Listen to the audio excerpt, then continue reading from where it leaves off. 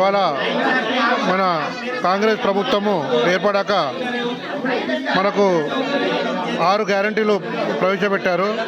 అందులో మొదటి guarantee free bus అని పెట్టారు. తర్వాత మహాలక్ష్మి ఈ గ్యాస్, మహాలక్ష్మి రైతు భరోసా, ఇందిరమ్మ పథకాలని, మరి గృహజ్యోతి పథకం అని ఇన్ని పథకాలు 6 పథకాలు పెట్టి ఇంతకుముందు మనకు చెప్పినట్టు 2500 మేము గెలవంగానే 2500 అందరి ఖాతాలో డబ్బులు ఇస్తామని చెప్పారు. కానీ ఇక్కడ చూస్తే ఈ అప్లికేషన్ చూస్తే అలా కనబడట్లేదు. ఎందుకనంటే ఇక్కడ అప్లికేషన్లో 6 గ్యారెంటీలు రాయమని చెప్తున్నారు. మళ్ళీ ఏ గ్యారెంటీ ఇస్తారు, ఎప్పుడు ఇస్తారో ఎవరికేం తెలియదు. ఖాళీ ఇక్కడ అప్లికేషన్స్ తీసుకుంటున్నారు. ఈ అప్లికేషన్ తీసుకోవడం వల్ల మళ్ళీ ప్రజలకు ఎలాంటి ఉపయోగం పడుతుందో నాకైతే అర్థం అవ్వట్లేదు. ఎందుకంటే దీంట్లో ఎలాంటిది లేదు, ఆధార్ ప్రూఫ్ లేదు, ఓన్లీ ఆధార్ ప్రూఫ్తో తీసుకుంటున్నారు. మళ్ళీ అది ఎలా ఇస్తారు, ఎలా చేస్తారు, మళ్ళీ బ్యాంకులో వేస్తారా వాళ్ళ అమౌంట్, లేకపోతే ప్రజలకు నేరుగా వాళ్ళ అకౌంట్లోకి వేస్తారా, లేదా ఇంటికి ఒక్కరికి ఇస్తారా, లేదా ఇంట్లో ఎంతమంది ఉంటే అంతమందికి ఇస్తారా అనేది క్లారిటీ లేదు గవర్నమెంట్ దగ్గర.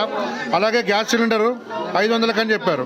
500 గ్యాస్ సిలిండరు ఎవరికి ఇస్తారు, ఏమి ఇస్తారు దాని గురించి నేను అవగాహన లేదు. అలాగే మనకు కరెంటు బిల్లు గృహజ్యోతి అని కరెంటు బిల్లు ఫ్రీ అని చెప్పారు 200 యూనిట్ల వరకు. మళ్ళీ ఇంట్లో 10 కరెంట్ మీటర్లు ఉంటాయి. మరి 10 మందికి ఇస్తారా, మళ్ళీ ఎవరెవరికి ఇస్తారా, అది కూడా కావాలి. అవన్నీ ప్రవేశపెట్టినాకనే చెప్తే బాగుండేది.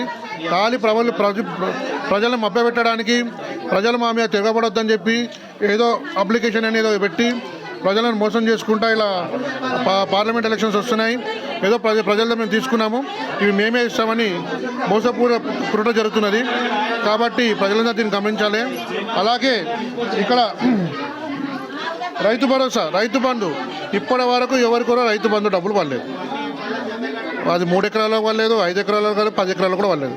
మళ్ళీ ప్రభుత్వం నిద్రపోతుందా, మళ్ళీ ఏం చేస్తుంది?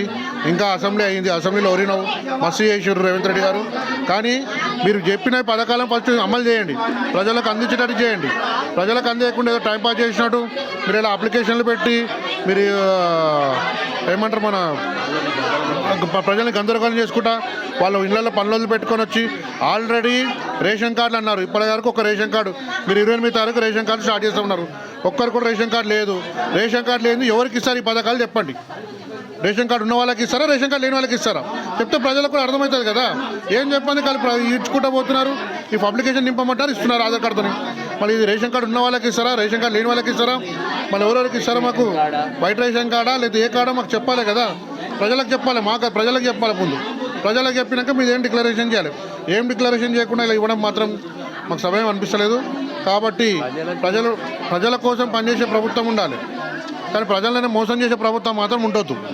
ముందే గమనించి దీని మీద ఎలాంటి ఇదైనా కూడా మేము కఠినంగా మేము కూడా దీని గురించి వాకప్ చేస్తాము. వాకప్ చేసి దీన్ని సరిగా ఇవ్వకుండా మాత్రం ఎక్కడ కూడా ప్రభుత్వ జెండాలు కానీ కాంగ్రెస్ జెండాలు కానీ కాంగ్రెస్ వాళ్ళు ఎక్కడ తిరగనీయము. ఆల్రెడీ నిన్న మాకు పెద్ద ఇష్యూ జరిగినది. ప్రోటోకాల్ కూడా పాటించడం లేదు. మీరు ప్రోటోకాల్ పాటిస్తుంటే చాలా బాగుంటుంది. ఒక ఎమ్మెల్యే అయిన గౌరవం కూడా ఇక్కడ స్థానిక కాంగ్రెస్ నాయకులు ఉన్నారు. వాళ్ళకు ఎమ్మెల్యే అని గమనించి ప్రజలతో ఎన్నుకోబడ్డ ఎమ్మెల్యే 23,000 మెజారిటీతో 24,000 మెజారిటీతో గెలిచిన ఎమ్మెల్యే. ఆ ఎమ్మెల్యేని మీరు మర్చిపోతున్నారు. 24,000 మెజారిటీ అనేది తక్కువ మెజారిటీ కాదు అది. కాబట్టి కాంగ్రెస్ వాళ్ళు కూడా చెప్తున్నాము, కొంచెం జాగ్రత్తగా ఉండి ఏది ఉన్నా కూడా ఎమ్మెల్యే సమక్షంలో, ఇక్కడ గెలిచిన కార్పొరేటర్ ఉన్నారు వాళ్ళ సమక్షంలో జరిగితే బాగుంటుందని ప్రోటోకాల్ పాటిస్తే స్థానిక కాంగ్రెస్ నాయకులు మేమున్నప్పుడు కూడా అందరికీ ప్రోటోకాల్ పాటించాము. కాబట్టి మీరుంటే కూడా అలాగే పాటిస్తే బాగుంటుందని కోరుతున్నాం.